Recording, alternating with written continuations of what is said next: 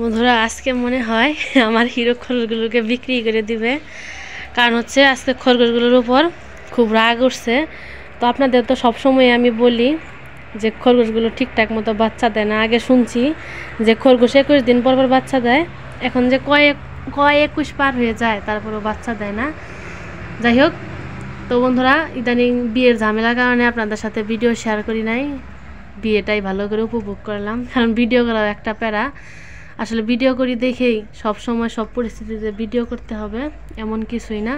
যাই হোক, সকালবেলা যে ঘটনা ঘটছে তো চাইলে ভিডিও করতে পারতাম, কিন্তু রাগ উঠছিল, আবার একটু তাড়াহুড়ার মধ্যে আসছিলাম, এর জন্য ভিডিও করি নাই। গোয়াল করে আসছি বালতি নেওয়ার জন্য, তার মধ্যে ভাবলাম যে খরগোশগুলোকে আসছি যখন ঘাস দিয়ে যাই, তো আয়সা দেখি যে 4 জায়গায় 4টা খরগোশের বাচ্চা পইরা আছে। মানে মরাই বলা চলে, আমি তো ভাবছি যে মাইরেই ফেলাইছে, কারণ দৌড়াদৌড়ি ছুটাছুটি করতেছে। পরে দেখি যে একটা বাচ্চা নড়তেছে আর 3টা একদম অচেতন হয়ে শুয়ে পড়ে রয়েছে খাঁচির ভিতরে।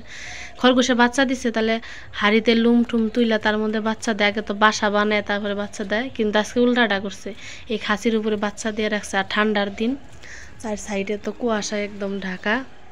তাড়াতাড়ি করে হিরোরে ডাইকে আনছি, কারণ আমি তো ছুই না, ভয় লাগে আমার, কেমন জানি লাগে। যাই হোক, পরে তাড়াতাড়ি করে একটা বাচ্চা তুইলা পরে পাশের বাড়ি যে খরগোশ পালন করে ওইখানে নিয়ে রাইখে আসছি, যে ওইখানে বড় খরগোশ আছে তো বাচ্চা আছে, ওদের মধ্যে থাকলে মানে শরীর তো ঠান্ডা হয়ে গেছে, একটু গরমে যদি এখন বাঁচে। পরে আইসা মরাগুলারে তুলতেছি, এর মধ্যে দেখি যে আরও 2টা খরগোশ না একটু একটু নড়তাছে, আর একটা একবারে মরে গেছে। পরে ওই 2টাও নিয়ে রাইখে আসছি। পরে হিরো বলতেছে যে আজকে খরগোশ সব বিক্রি করে লাবা, পাইকার খবর দিবা। পরে আমি তো চুপচাপ করে রয়েছি, কিছু বলতেছি না। আসলে খরগোশ কেন পালন করি, শখ করে পালন করি, ভালো লাগে, প্লাস পরিশ্রম করি, এর থেকে কিছু পাওয়াও যায়। বাচ্চা যদি ঠিকঠাক মতো দেয় তাহলে কিন্তু মাসে দেখা যায় 3টা খরগোশ, 3টা মেয়ে 1টা ছেলে যদি বাচ্চা দেয়, দেখা যায় মাসে কিন্তু অনায়াসেই 1,000-2,000 টাকা ইনকাম করা যায়। কারণ খরগোশ একবারে 5-6টা করে বাচ্চা দেয়, একটা করে বাচ্চা 120 টাকা করে বিক্রি করা যায়। আর এত সুন্দর করে খাঁচি বানানো হয়েছে, যদি বিক্রি করে দিই খরগোশের খাঁচিটা শূন্য পড়ে থাকবে। এদেরকে দেখি, ঘাস তুলি, দিনের মধ্যে 2-3 বার ভাত দিই, একটু সময় কাটে বা ভালো লাগে, দেখে শান্তি পাই। এমনিতেই তো গোয়ালঘরটা ফাঁকা, গরু নাই, তারপরেও খরগোশগুলা থাকি, একটু দেখি, ভালো লাগে। সবাই ঘুরতে আসে বাড়িতে, তখন খরগোশগুলো দেখে ভালো লাগে। কিন্তু এরকম যদি হয় তাহলে তো আসলে খরগোশ পালন করা সম্ভব না। তো জানি না, দেখি হিরোকে বুঝাই তো অবশ্যই বলবো।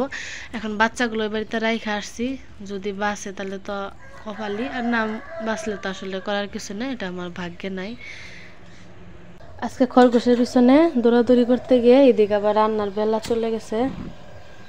তো আজকে বাইরে প্রচণ্ড কুয়াশা পড়ছে, ইদানিংই কুয়াশা পড়ে, একদম 4 সাইড কুয়াশায় ঢাকা।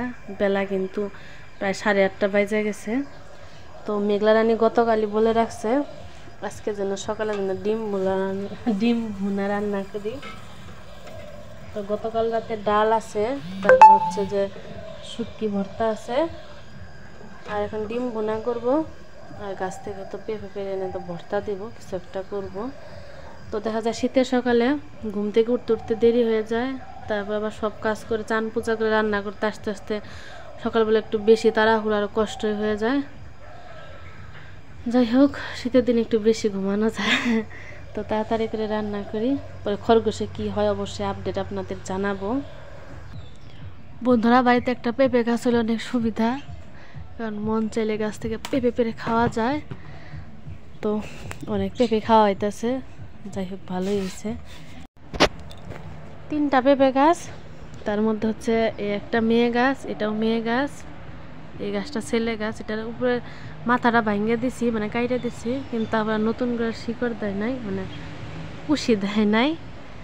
তো এই যে এই গাছ থেকেও খাই, ওই গাছ থেকেও খাই, মানে একাদশীতে বেশি খাওয়া হয়। তাছাড়া এমনিতে ভর্তা ভাজি মানে খাওয়া হয়, মন চাইলে, আনাজপাতি না থাকলে, দেখা যায় বাজারপাতি না থাকলে পেঁপে তুলে খাওয়া হয়।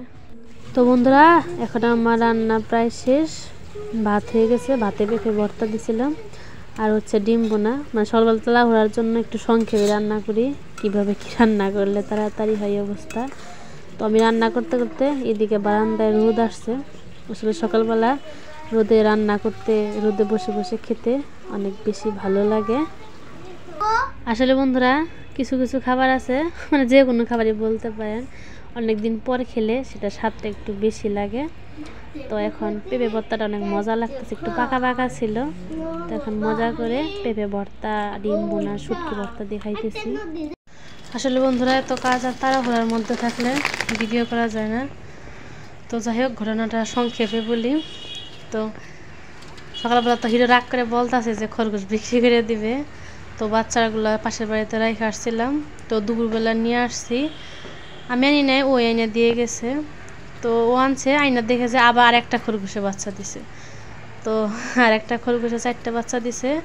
আর ওই সকালের যে খরগোশটা 4টা বাচ্চা দিছিল তার মধ্যে থেকে 2টা বাইসা আছে আর 2টা মারা গেছে। যাই হোক এখন খরগোশগুলো এই হাড়ির মধ্যে পরে খের দিয়ে লুম দিয়ে সুন্দর করে বসায় দিয়ে গেছে। এখন এখানে মোট 6টা খরগোশ আছে, মানে 6টা খরগোশের বাচ্চা আছে। যাই হোক আমি তো খুব খুশি যে একদিনে 2টা খরগোশের বাচ্চা দিছে। তো বাইসা থাকলে হয়তো 8টা বাচ্চা হয়তো। যাই হোক যেটুকু কপালে আছে সেইটুকুই আছে। তো বাচ্চা দেয় না আবার একদিনে 2টা খরগোশের বাচ্চা দিল, এই হলো অবস্থা। আর এখন প্রায় সন্ধ্যা হয়ে গেছে, খরগোশের জন্য ঘাস তোলা হয় নাই। তখন খরগোশের জন্য ঘাস তুলতে যাব। আর বাকি আপডেট অবশ্যই আপনাদের নেক্সট ভিডিওতে জানাবো।